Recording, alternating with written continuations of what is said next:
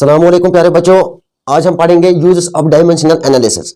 बच्चों, dimensional analysis के तीन यूजेस आते हैं। पहला यूज जो इसमें आता है that is the conversion of system of units to another, यानी एक यूनिट को हम कन्वर्ट कर लेते हैं दूसरे यूनिट में। This is the use of the dimensional analysis. और इसका जो दूसरा यूज आता है that is to derive the relationship between the various physical quantities. ठीक है, relationship between the various physical quantities. This is the next and the third one is that is it is used to check the correctness of a given physical quantity, to check the physical quantity. ठीक है, यानी physical quantity को check करने के लिए हम यहाँ पर यूज कर लेते हैं डायमेंशनल एनालिसिस। तो यहाँ पर जो डायमेंशनल एनालिसिस का जो पहला यूज आता है that is the conversion of one system of units to another system of units. Stay with me. Let us start with the first use of dimensional analysis, that is the conversion of one system of units to another system of units. बच्चों, a physical quantity can be written as, physical quantity की जो symbol है that is the x, that is x। तो previous lecture में हमने पढ़ा था कि जो फिजिकल क्वांटिटी है इसको हम डिनोट कर लेते हैं x से। It is denoted by the x, x is equal to nu, where n is the numerical value of the quantity x and u is the used expressed in terms of the mass, length and time। u क्या होता है? Length. u unit होता है जिसे हम express कर लेते हैं mass, length and time। Actually dimensions में क्या होता है, we have to use the MLT। हम यहाँ पर तीन लेते हैं, mass, length and time। ठीक है, तो यहां पर हम कंसीडर कर लेते हैं, let us consider m1, l1, t1 be the fundamental units of the physical quantity in one system. बच्चों, एक सिस्टम की अगर हम बात कर लेते हैं, हम मान के चल लेते हैं कि यहां पर m1, l1, t1 physical units है फिजिकल क्वांटिटी के एक सिस्टम के। Let n1 be the numerical value of the physical quantity in the first system. n1 हम यहां पर मान के चलते हैं कि यहां पर हम n1 लेते हैं न्यूमेरिकल वैल्यू सिस्टम फर्स्ट का। ठीक है, A, B, C are the dimensions of mass, length and time। जो A, B and C these are the dimensions, these are dimensions। किसके dimensions है? Of the first system। Therefore physical quantity in the first system can be written as। बच्चों, physical quantity के जो first system जो हमने मान के चला m1, l1, t1, तो यहाँ पर अगर हम इस physical quantity को express कर लेंगे that is x is equal to n1 m1 a power 0 l1 power b t1 power c। तो इसको हम इक्वेशन फर्स्ट नाम देते हैं। ठीक है, actually we have to prove n2 is equal to n1 m1 by m2 l1 by l2 t1 by t2 and this is called as a dimensional formula। If m2, l2, t2 are the fundamental units of the physical quantity x in the second system। अब हम दूसरे second system की बात कर लेते हैं, उसमें हम m2, l2 and t2 लेते हैं फिजिकल क्वांटिटीज। तो n2 हम क्या लेंगे? Numerical value. तो फार्मूला क्या बनेगी? x is equal to n2 m2 power 0 l2 power b, ठीक है, t2 power c। Call it equation second. Combining the equation first and the second, equation first और सेकंड को हम कंबाइन कर लेते हैं तो क्या मिलेगा? n2 m2a l2b t2 c is equal to n1 m1 power a l1 power b t1 power c।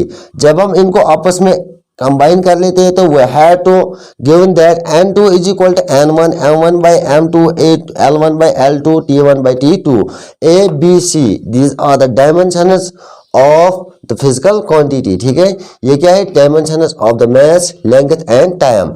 यहाँ पर जो हमारे पास ये पावर्स में जो a आते हैं b and the c, a b and c these are called as the dimensions of the mass, length and time। तो यहाँ पर हम एक यूनिट को दूसरे यूनिट में कैसे कन्वर्ट कर लेते हैं? ठीक है, convert the 10 joule work using the dimensional analysis.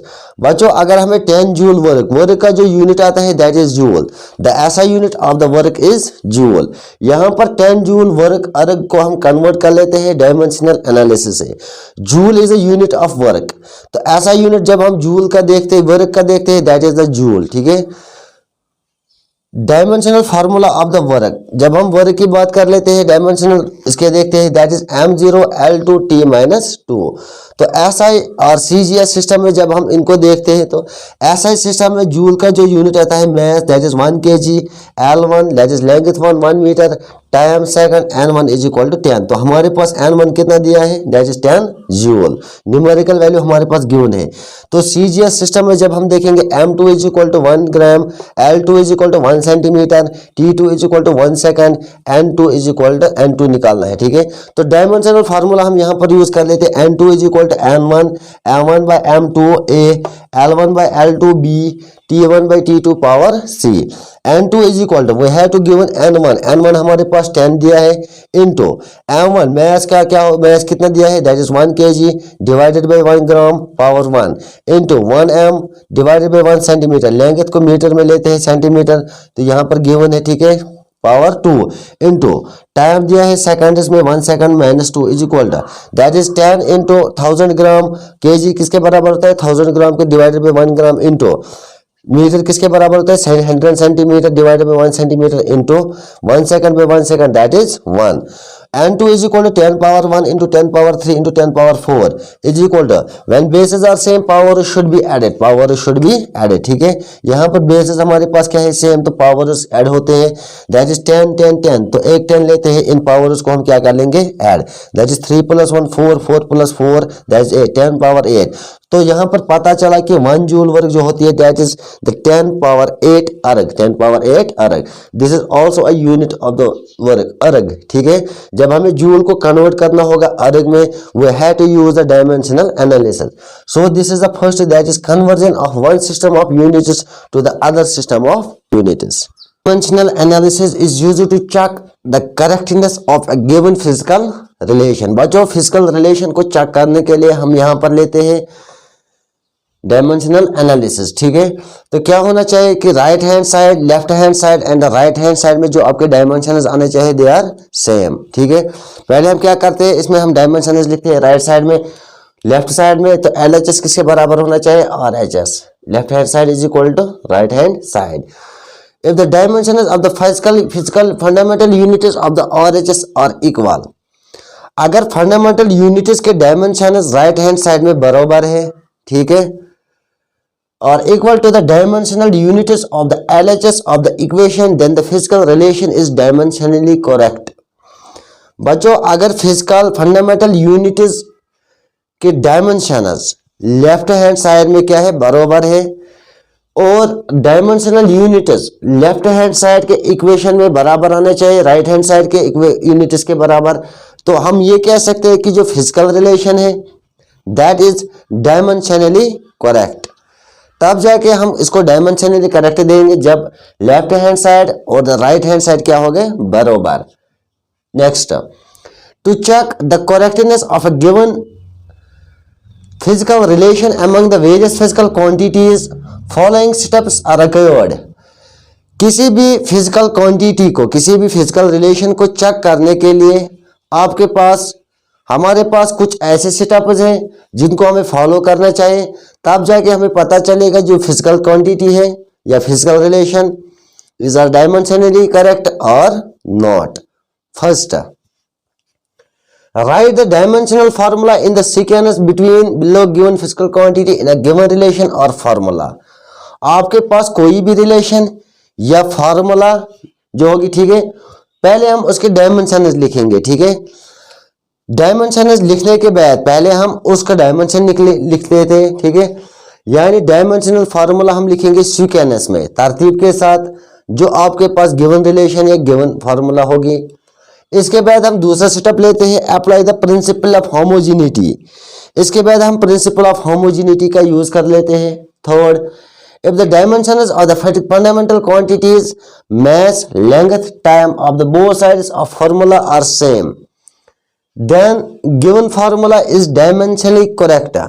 अगर फंडामेंटल क्वांटिटीज के डायमेंशंस क्या होंगे, दोनों साइड से बराबर, मैस भी, लेंथ भी, टाइम भी। जब हम LHS में उसका डायमेंशन लिखेंगे तो लेफ्ट हैंड साइड के डायमेंशंस आने चाहिए बराबर राइट हैंड साइड के डायमेंशंस के बराबर, तब जाके हम कह सकते हैं कि जो यहाँ पर फिजिकल क्वांटिटी है ये डायमेंशनली क्या है, करेक्ट।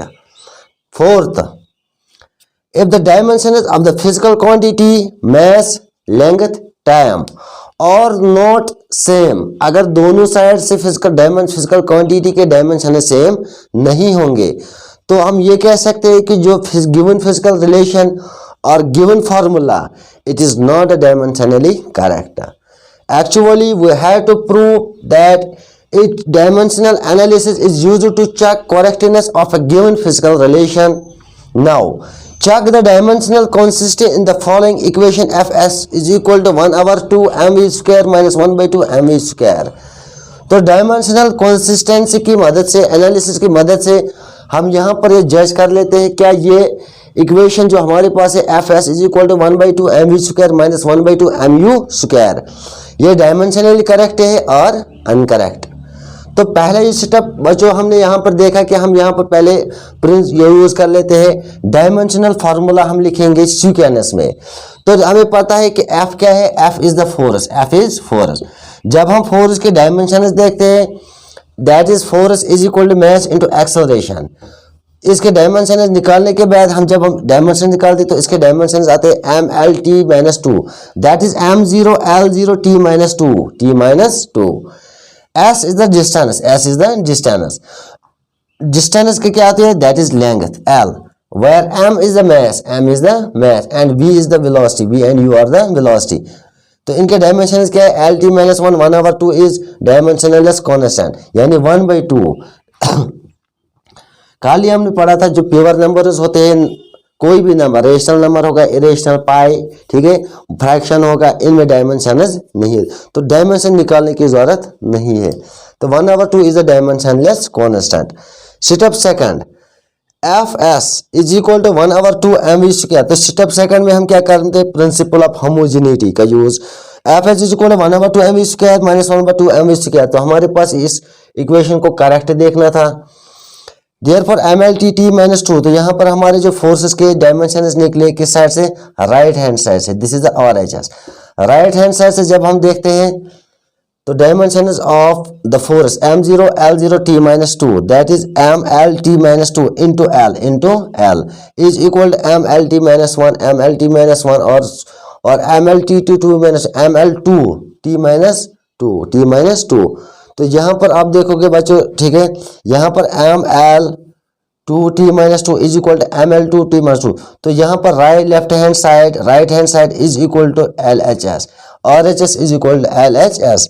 स्टेप थर्ड में हम क्या काम कर लेते हैं, यहाँ पर डायमेंशन देखते हैं, फंडामेंटल क्वांटिटी अगर सेम होंगे तो फॉर्मूला क्या है, डायमेंशनली करेक्ट. अगर दोनों साइड से डायमेंशन फिजिकल फंडामेंटल क्वांटिटीज के डिफरेंट आते हैं तो डायमेंशनली इनकरेक्ट है, ठीक है. तो यहाँ पर पता चला कि इस इक्वेशन से हमें ये पता चला कि जो डायमेंशन है LHS फिर fundamental units of the each term. LHS में भी जब हमने देखा यहाँ पर फिजिकल डायमेंशन और RHS में जब हम डायमेंशन देखते हैं तो दोनों टर्म में हमारे पास जो डायमेंशन निकले they are same. So the relation is a dimensionally correct. तो बच्चों ये वीडियो आगे कंटिन्यू, इस पर और एक वीडियो बनेगा, ठीक है, correctness of a given physical relation. तो इस पर और एक टॉपिक बनने वाला है. वीडियो अगर अच्छा लगे तो वीडियो को शेयर, लाइक, कमेंट करना और अगर हमारे चैनल पे नए आए हो तो चैनल को सब्सक्राइब करना. Thank you for watching.